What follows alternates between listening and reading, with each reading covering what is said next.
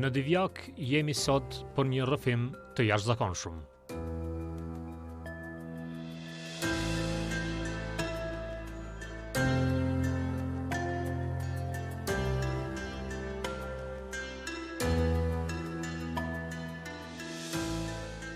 Kemi të bëjmë me një qytetar të Divjakës i cili arriti në fund të realizoj ëndrrën e tij.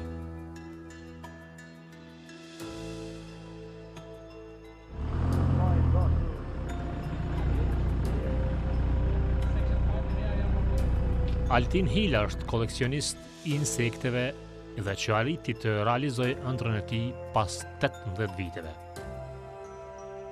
Sa po arritëm në Divjak, kishim një pritje të ngrohtë nga vëllai jon si e quajmë Altini, i cili mezi priste të fillojmë dhe të na tregoj rrëfimin e tij. Tini, na thuaj pak sa kohë ke që ke koleksionuar të gjitha këto flutura dhe insektet e tjera dhe si shkojnë punët me vizitorët. Na thuaj pak më shumë për muzeun të lutem. Po. Tani, fjala muze është fjala e madhe, por unë do ta quaj koleksion, sepse kam filluar t'i koleksionoj afërsisht 6-17 vite, mbi 15 vite punë, e cila ka lidur nga pasioni dhe është finalizuar po pikërisht nga pasioni. Është një iniciativë, një ëndër i dëshire imja që një ditë a finalizoja dhe në sfundi a finalizova. Mendimin e familjes, edhe të mive, të mi, shokët mi, siç janë edhe pjesa e wildlife-it, që ka pjesën e vetë në këtë koleksion, duke më ndihmuar me prezencën e tyre në natyrë. Gjithmonë ku shkoja me Arianin, me Granitin, me mitin, me wildlife-it, gjithmonë ndeshja me një specie, me një diçka të re dhe bësh pjesë e koleksionit. Ka interes nga ana e vizitorëve, nga ana e të gjithë atyre që merren me respektimin e faunës në përgjithësi, pavarësisht për cilat lloje të kafshëve bëhet fjalë, do të thotë a keni vizitor, a dinë të vlerësojnë këto koleksione? Pikërisht më ka habitur fakti sepse nuk e prisja që të kishte këtë vëmendje prezantimi i këtij lloji formati, i këtij lloji koleksioni. Jam habitur edhe pritshmëria ka qenë jashtëzakonisht e madhe, edhe interesimi është shumë i madh. Nga ditë në ditë ka fluks vizitorësh që realisht unë nuk e prisja këtë vëmendje. Më vjen mirë që ky prezantim ka patur impakt tek shoqëria, tek njerëzimi, tek dashamirësit e natyrës.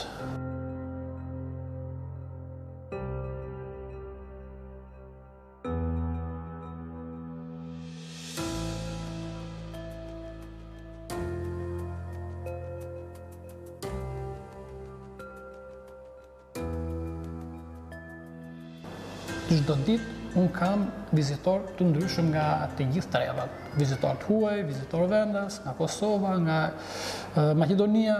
Çdo vizitor që vjen le përshtypjet e tija në librin e përshtypjeve. Është një fakt që mua më impresionon dhe më motivon më shumë për të vazhduar më tej. Altin, unë e kuptoj që të gjitha kanë rëndësi të veçantë, pra secila nga këto specie. A kishe mund të na veçosh ndonjërin nga ato, të thotë që thjesht e ke në koleksionin tënd dhe mund ta quash si një nga mrekullitë nga të gjitha këto që ke këtu. Kjo është një pyetje që mua më vjen në vështirësi, sepse për mua janë të gjitha të veçanta. Kudo unë të pozicionohem, të prek një nga këto specie për mua ka veçantinë e vet. Por midis gjitha këtyre, unë do të veçoja 2-3 specie që edhe për vet mua kanë qenë indikator, kanë qenë indikacione. Si rezultat i cilësive që ato kanë, edhe veçoritë ato kanë, më kanë bërë që unë t'i kushtoj një vëmendje. Kam këtu, pak në repartin e fluturave, duke i ndarë në këtë koleksion, në këtë ambient disi komod, por nuk është i madh, jam munduar të pozicionoj disa specie, sepse koleksioni është shumë i madh, por për efekt vendit jam pozicionuar disa. Tani këtu, në këtë koleksion, do të veçoja 2-3 specie, ku të parën po përmend flutën monarkun afrikan, Danaus crispus quhet, dhe është një flutur shtegtare që shtegton nga një kontinent të tjetër. Për ne nga Evropa shtegton në Afrikë, ndërsa në Amerikë ka një vëmendje interesante, sepse siç bëni ju, jo ne, ju fansat e wildlife-it, që vëzhgoni zojt, speciet, kryesisht zojt, birduoqin, në Amerikë bëhet vëzhgimi i fluturës monarku afrikan. Dhe kjo merr vëmendje.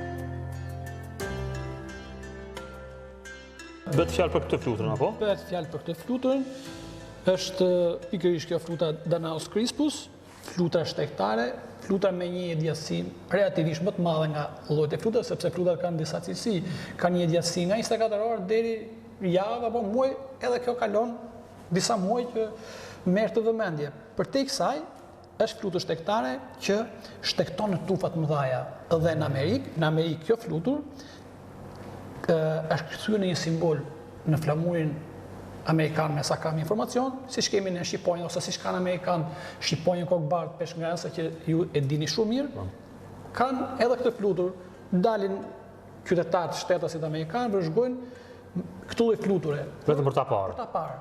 Edhe këtë vëmendje, kjo është transmetuar edhe në Evropë, dhe në Evropë këtë lloj rëndësie ka. Dhe si e kam zbuluar unë që ka këtë lloj rëndësie.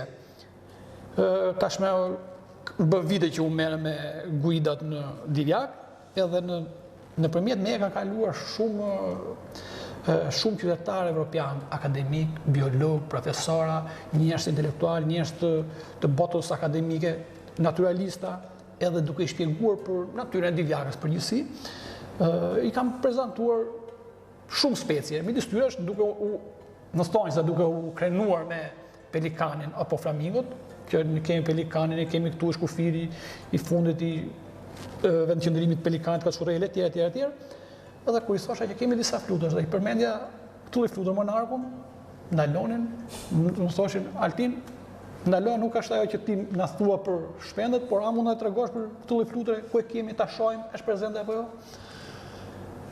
I çoja tek habitati, tek vendi i tyre, shikonin, ma nitëshin edhe më shprenin. Nuk keni pelikanin, nuk keni flamingon, nuk keni shpendet në vendin e parë që të krenoni, ju duhet krenoni, por më rëndësishme është kjo lloj specie, kjo flutur.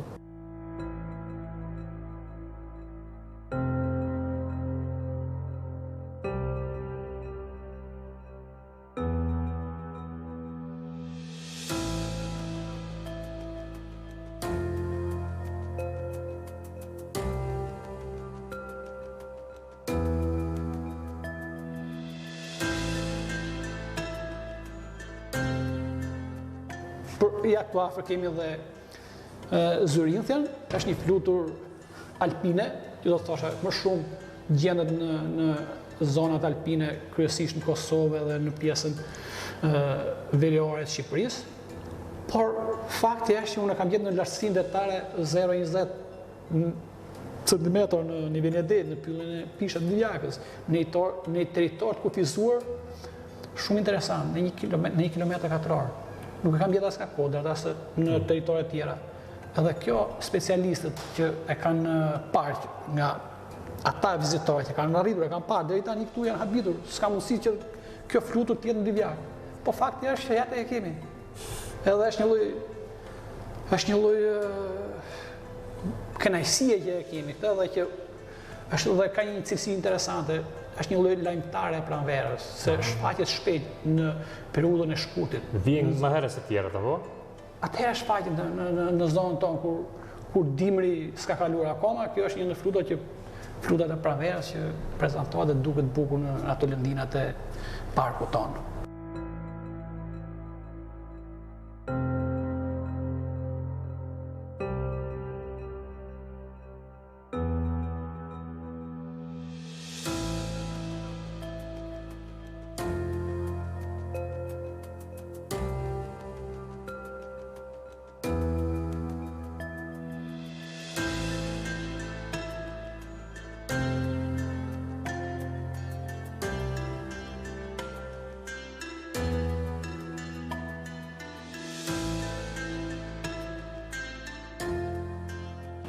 çfarë pret për të ardhmen?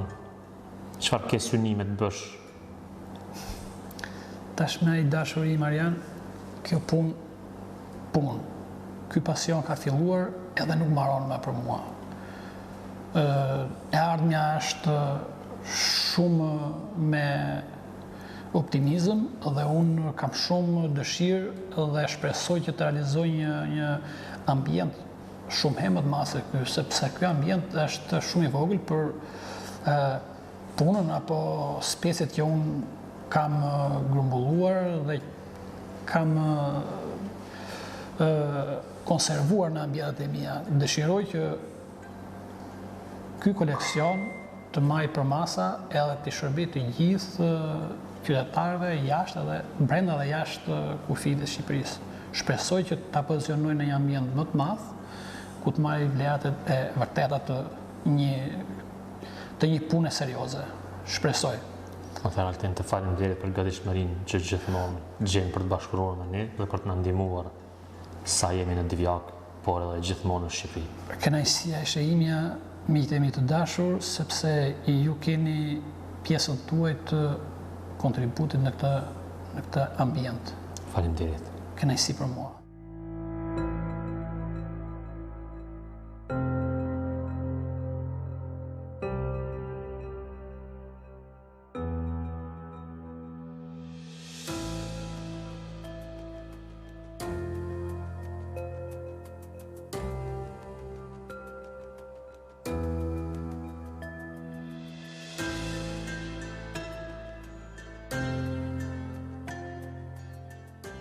Altini tregon se si prej 19 viteve kishte filluar të mblidhte guaskat, sepse ato ishin në zhdukje dhe se sa vinte e nuk tilnin si dikur.